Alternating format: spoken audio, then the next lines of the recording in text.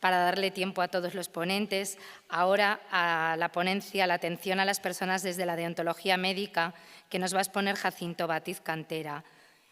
Jacinto, aparte de que yo creo que somos amigos y nos estimamos muchísimo, trabajamos en la misma organización y creo que tenemos un lujo con él, es doctor en Medicina y Cirugía por la Universidad del País Vasco. Actualmente es director del Instituto para Cuidar Mejor del Hospital San Juan de Dios de Santurtzi, secretario de la Comisión Central de Deontología de la Organización Médica Colegial, máster en Cuidados Paliativos, porque de hecho ha sido paliativista durante muchísimo, jefe de servicio de nuestro hospital, por la Universidad Autónoma de Madrid, experto en Ética Médica y Deontología por la Fundación Ortega y Gasset, Gregorio Marañón y el Consejo General de Colegios Oficiales de Médicos, responsable del Grupo de Bioética de la Sociedad Española de Medicina General y Familia, profesor invitado en muchas universidades españolas en posgrados de paliativos y de bioética y coautor de publicaciones como Los valores de la medicina en el siglo XXI o del Manual de Ética y Deontología Médica, ambos de la Orden Médica Colegial.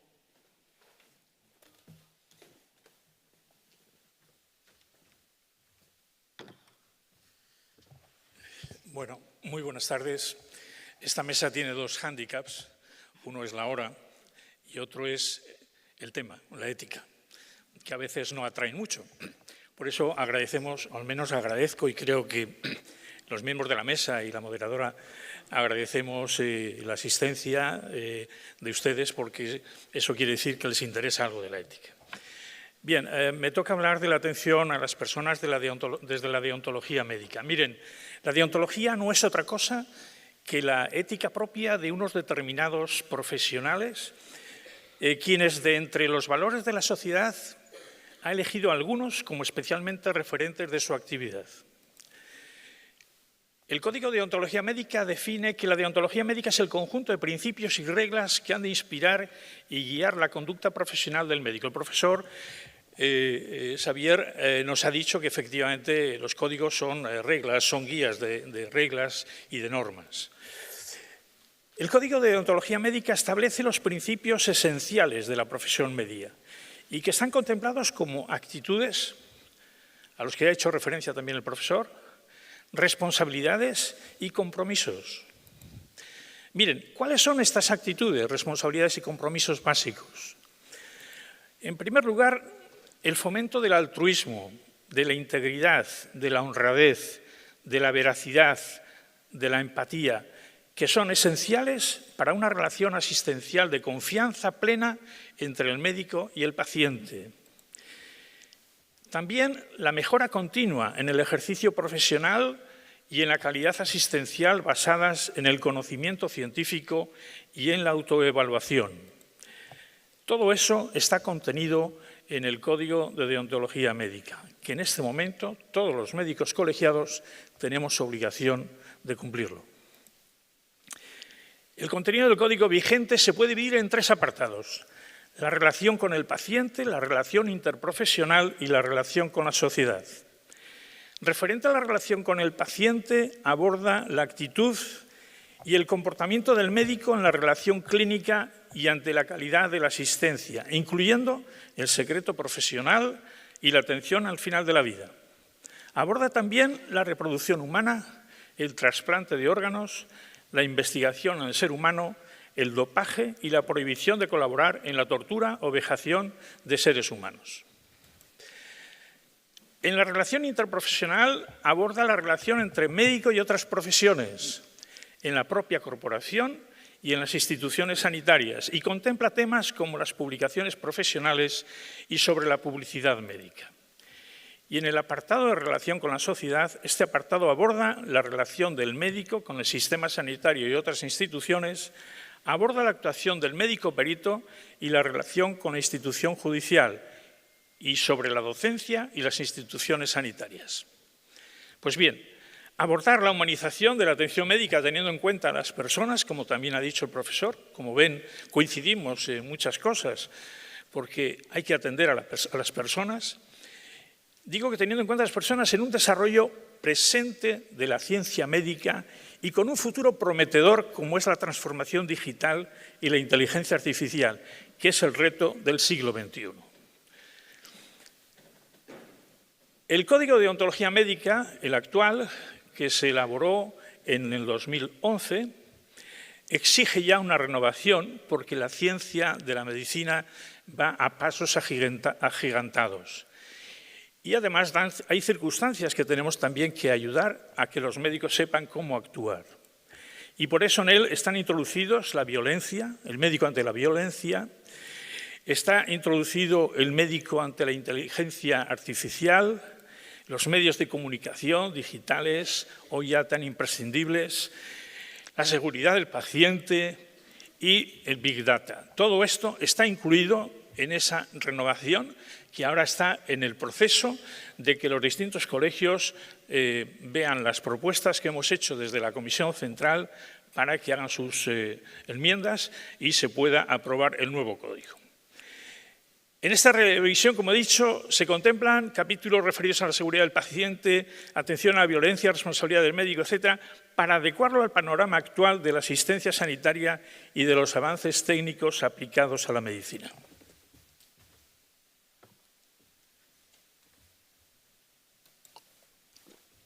Miren, la calidad y la excelencia en la atención sanitaria a las personas debe asumirse como claros imperativos éticos.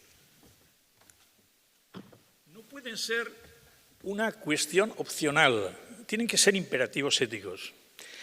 El Código dice que la profesión médica está al servicio del ser humano y de la sociedad, y respetar la vida humana, la dignidad de las personas y el cuidado de la salud del individuo y de la comunidad son los deberes primordiales del médico. Esto dice nuestro Código. Nuestro Código también dice que el médico no abandonará a ningún paciente que necesite sus cuidados. Y a veces, queridos compañeros, abandonamos a nuestros pacientes, muchas veces por falta de formación, otras veces por miedo a hacerlo bien o por no saber hacerlo, y otras veces por tratamientos inadecuados, indebidos, y eso se llama abandono terapéutico, que es otro concepto que se empieza ahora a tener en cuenta. El médico tiene el deber de intentar la curación o mejoría del paciente siempre que sea posible, y cuando ya no lo sea, permanece la obligación de aplicar las medidas adecuadas para conseguir su bienestar, aun cuando de ello pudiera derivarse un acortamiento de la vida. Nos dice cómo tenemos que actuar, sin tener que empecinarnos en prolongar una agonía innecesaria, con nuestros tratamientos o nuestras pruebas diagnósticas. El médico jamás perjudicará intencionadamente al paciente, le atenderá con prudencia y con competencia. Y siendo, también dice esto el Código, siendo el sistema sanitario el instrumento principal de la sociedad para la atención y promoción de la salud, los médicos han de velar para que en él se den los requisitos de calidad, suficiencia asistencial y mantenimiento de los principios éticos. Y si esto no se da, tenemos la obligación de ponerlo en denuncia ante las autoridades de nuestro hospital, de nuestros centros de salud, etcétera, para que se pueda llevar a cabo. Y también dice que la formación médica continuada es el deber ético, es un derecho, es decir, lo tenemos que exigir como un derecho para que nos podamos formar, pero a la vez es una responsabilidad de todos los médicos a lo largo de su vida profesional. No vale con haber dicho, yo he acabado la carrera, ya he acabado mi especialidad, ya no tengo que estudiar más. No, tenemos que estudiar y adaptarnos a toda la evolución de la medicina que día a día va aumentando. Miren, seguramente los médicos conocemos muy bien la dimensión objetiva de la enfermedad. Hemos explorado muy bien y hemos tenido en cuenta cuáles son los síntomas y las manifestaciones orgánicas del enfermo. Pero el paciente tiene además crisis de todo su mundo, tiene sus valores, tiene sus expectativas y tiene sus relaciones. Pero nosotros nos movemos en distinta onda, no estamos conectados. Y el profesional y el paciente se están moviendo en distintos niveles y no van a poder encontrarse. Pero si, por el contrario, el médico, además de tener efectivamente su dimensión objetiva de la enfermedad y conocer sus síntomas y manifestaciones orgánicas, también es conocedor y tiene en cuenta sus crisis de todo su mundo, sus valores, sus expectativas, sus relaciones, ahora sí nos vamos a mover al mismo nivel y nos vamos a poder encontrar. Esto es el reto que nosotros tenemos que hacer, tratar de integrarnos en lo que el paciente siente y necesita. Por eso las necesidades de los seres humanos en relación con su salud van más allá del simple modelo de curación de la enfermedad. La comprensión del paciente en su modo de reaccionar ante la enfermedad y el sufrimiento exige del médico una actitud enfocada al servicio a la persona. El enfermo es una persona, el enfermo no es una cosa. Y nosotros a veces nos preocupamos más de la enfermedad que tiene el enfermo que del enfermo que tiene la enfermedad. Y esto tenemos que cambiar. Por eso la compasión con la persona que sufre, la competencia profesional del médico y la autonomía del enfermo junto con el respeto de los derechos humanos fundamentales sirve de base para cuidar desde la ética médica. Hemos dicho la compasión, hemos dicho la competencia profesional, tenemos que ser buenos profesionales, ser competentes y respetar la autonomía del enfermo. Miren, ese imparable y progresivo avance científico-técnico de la medicina de las últimas décadas se ha traducido en un proceso de superespecialización que ha tenido como efecto negativo la fragmentación conceptual del paciente y el riesgo de despersonalización en la atención médica. Como ven en la última figura, a las personas se les ve difuminadas, ya no les vemos como personas, porque la técnica nos la ha empezado ya a borrar. La tecnología médica debe estar al servicio de las personas que la necesiten. Somos los profesionales quienes decidimos sobre el uso de máquinas y fármacos y los que podemos hacer que su uso haga sentirse al enfermo bien atendido desde la ciencia y desde el acercamiento humano.